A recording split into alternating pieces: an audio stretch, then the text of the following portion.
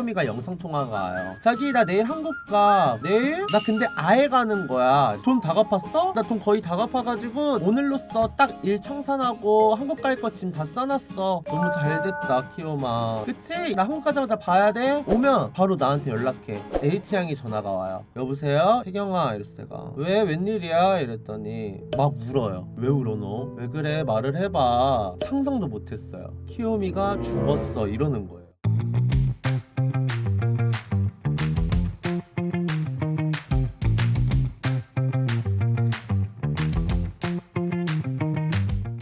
저랑 엄청 친했던 친구예요. 저랑 동갑이고요. 일본 아버지와 한국계 어머니 혼혈로 해서 이제 일본에서 태어나서 일본에서 학창시절을 다니다가 한국으로 고등학교 때 전학을 온 아이였고요. 애인이 이제 바람이 나서 저랑 끝을 맺었 키요미라는 친구는 우리는 그 아이랑 연을 끊어도 되니 너와 친구로 남겠다. 이 친구와 친구로 지냈죠. 정말 친하게 지냈어요. 저한테는 둘도 없는 사람이었습니다. 근데 이제 이 친구가 그 남자친구랑 헤어지고 나서 그러더라고요. 저한테 태경아 여자 만나볼 생각 없어? 이러는 거예요. 여자? 미친 말이 돼? 내가 어떻게 여자를 만나? 아니 그래도 너 옛날에 여자도 한번 만났었었고 아우 싫어 여자 이랬는데 맨 처음에는 뭐지? 이랬었어. 근데 제이 양이 또 떠보는 거야.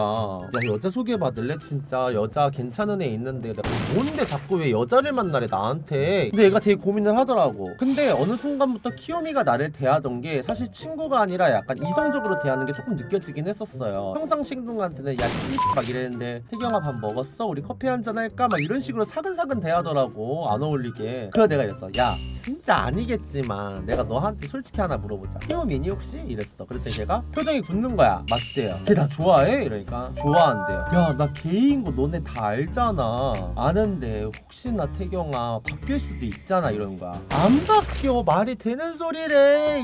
난 모르겠다. 근데 요새 자꾸 너 보고 싶다 그러고 막 이래. 내가 술 먹으면서 얘기를 할게.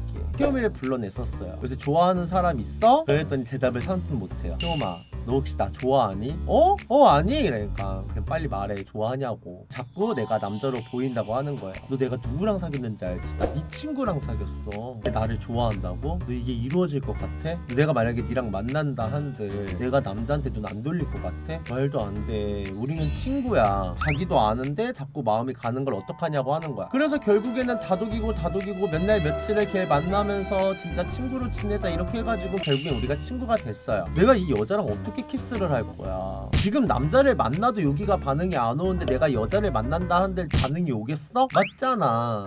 게임입니다. 이 친구가 완전히 저를 잊고 남자친구를 만납니다. 내가 이 형을 만난다 했을 때 정말 박수를 치면서 그 형한테 너무 잘해줬어요. 그리고 형한테 나 게이인 거 커밍을 하고 형도 나를 엄청 좋아했었고. 근데 결국에는 이분들도 한 몇 년을 만나다 이별을 했죠. 그래서 한참 키요미가 힘들어하다가 키요미네 집이 그렇게 썩 잘 사는 편은 아니었어요. 키요미가 이제 자기는 빚이 많고 가족도 책임져야 돼서 일본에 일을 하러 가야 된다고 하더라고요. 무슨 일을 하러 가냐? 키요미도 화류계 일을 하러 갔어요. 왜냐면 키요미가 정말 예뻤어요. 키도 170이 넘었고 몸매도 쭉쭉 빵빵이고 내가 마음이 너무 아팠었어. 지금 이 어린 나이에 네가 가서 정말 그런 돈을 벌 수가 있냐. 자기도 일본에 친구들도 있고 그렇게 벌 수 있대요. 정말 보내기 싫었지만 내가 어떻게 그 아이를 케어해줄 수가 없잖아. 그래서 일본으로 보냈어요. 저는 화장품 가게를 운영할 때 키요미가 한국에 오면은 저한테 맨날 전화가 와서 제가 맨날 헬로 베이비 이거를 정말 많이 썼거든요. 헬로 베이비 이러면 내가 왜? 나 한국 가 내일 오면 바로 가게로 와. 그러면 우리 가게 와서 제품들 사고 돈 좀 요새 많이 버나봐 하면은 그래도 벌만큼 벌어. 빚 어느 정도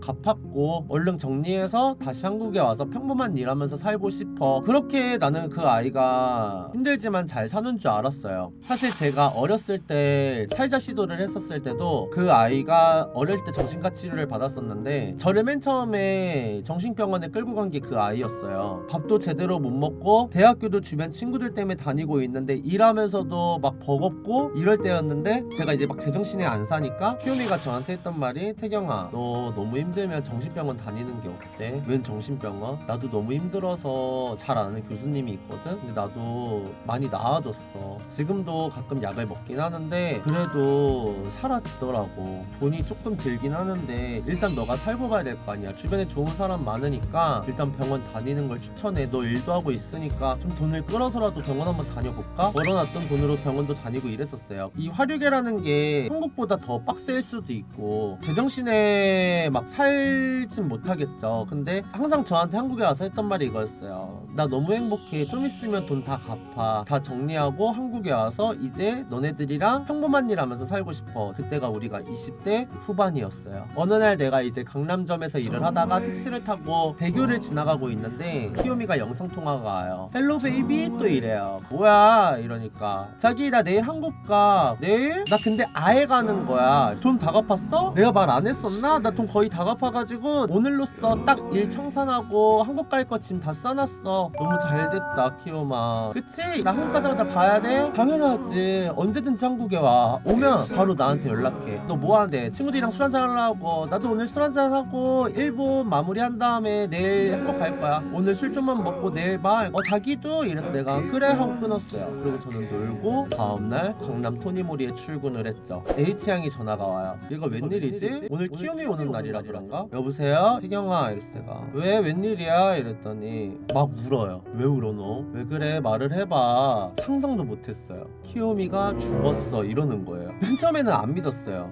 개소리야 이 미친년아. 어제 나랑 영상통화까지 했는데 오늘 한국 온다 했어. 비행기 아닐 거야. 키요미가 집에서 숨진 채로 발견됐대요. 제가 강남점 토니모리에서 진짜 무슨 영화 마냥 쓰러졌었어요. 눈물샘이 고장나가지고 막 계속 우는데 H양은 계속 엉엉 울면서 어떡하냐 이러는데 왜라는 말도 못했어. 왜 죽었어? 그렇게 엉엉 울다가 히포랑 뭐 현지랑 애들이 전부 다 저를 일으켜 세우고 물어봤죠. 키요미도 알고 보니 우울증 약을 계속 복용을 하고 있었어요. 잠이 너무 안 와서 약을 더 복용을 한 다음에 술을 먹었는데 그것 때문에 심정지가 온 거였더라고요. 진짜 그날 일도 못했어요. 키요미가 한국 오는 날만 기다렸어요. 그 시신이 한국까지 오려면은 또 엄청난 절차를 밟아야 된대요. 뭐 단 하루 만에 그 시신이 한국으로 올 수가 없다고 하더라고요. 기다렸죠. 기다리고 키요미가 도착을 했대요 한국에. 바로 이제 달려갔어요. 걔 유골함을 만지는데 그냥 세상이 다 거짓말 같았었어요. 나한테 전날에 와서 조금만 기다리라고 했던 내 친구가 지금은 이 생에 존재하지 않는 뼈가루만 되어서 내 눈앞에 있으니까. 키요미가 가장 아꼈던 보석함에 보면 거기에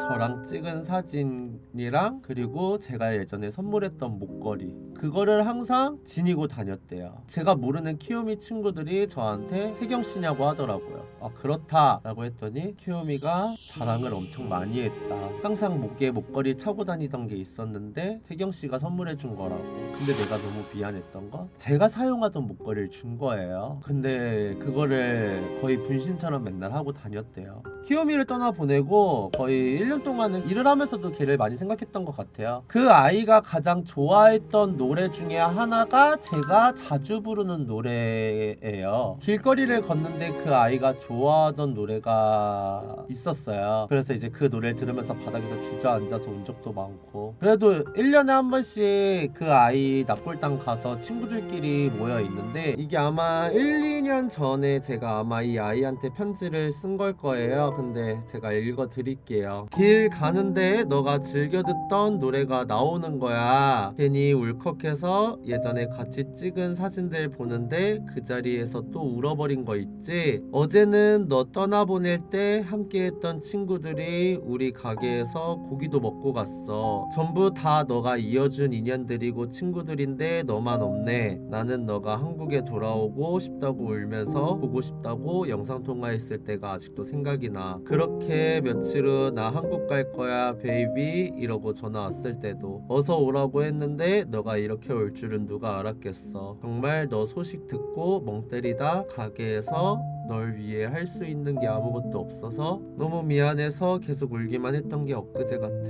벌써 1년이 다 돼가네 성미야. 나는 너가 내 친구여서 이번 생이 너무 추억도 많고 행복했거든. 다음 생에도 너가 내 친구로 먼저 짠 하고 다시 나타나 주라. 너무너무 보고 싶은 거 있지? 어디다 쓸 데도 없고 마음으로만 이런 말 간직하기 뭐해서 이렇게 편지 쓴다. 내 친구 성미야 사랑해 라고 했는데 납골당을 가면 저랑 찍은 사진이 딱 메인에 있어요. 저한테는 너무나 소중했던 아이였는데 한국에 와서 행복하게 살라고 왔던 친구였고, 그래도 엄마 책임지고 자기 빚 갚으려고 일본까지 가서 화류계 일을 하면서 돈을 모아서 정신과 약으로 버티면서 지냈던 아이였는데, 한국에 오기 전날 잠이 안 와서 약을 좀 무리하게 복용하다가 술을 먹고 심정지로 너무 안타깝게 간 친구예요. 다음 생이 있다면 이 아이랑 또 친구를 하고 싶어요. 저는 저를 생각하는 것만큼은 누구보다 진심이었던 걸 제가 알고 있기에 이 이야기를 하게 된 건 이성인 친구한테 고백을 받아봤냐라고 얘기를 하다가 이 친구가 생각이 나서 말을 해요. 편지를 먼저 떠나보냈을 때도, 효미를 먼저 떠나보냈을 때도 왜 다 착한 사람들만 먼저 데려가는지 모르겠어.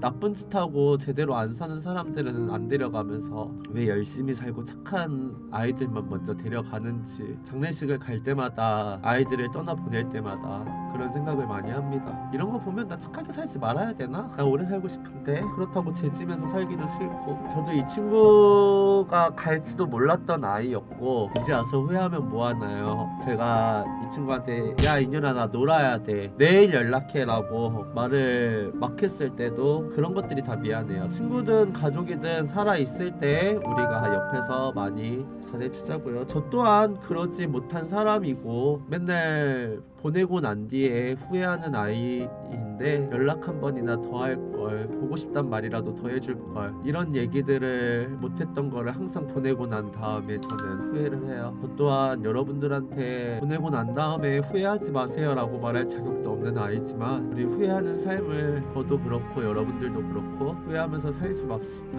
아무튼 제 기억 속에 영원히 제가 죽기 직전까지 가지고 갈 친구 중에 한 명의 이야기를 제가 했습니다. 보고 싶네요. 너무너무. 현생이 바빠서 이번 연도에 너의 납골당을 찾아가지는 못했지만 꿈에서라도 한번 다시 보고 싶을 정도로 정말 보고 싶은 사람이에요.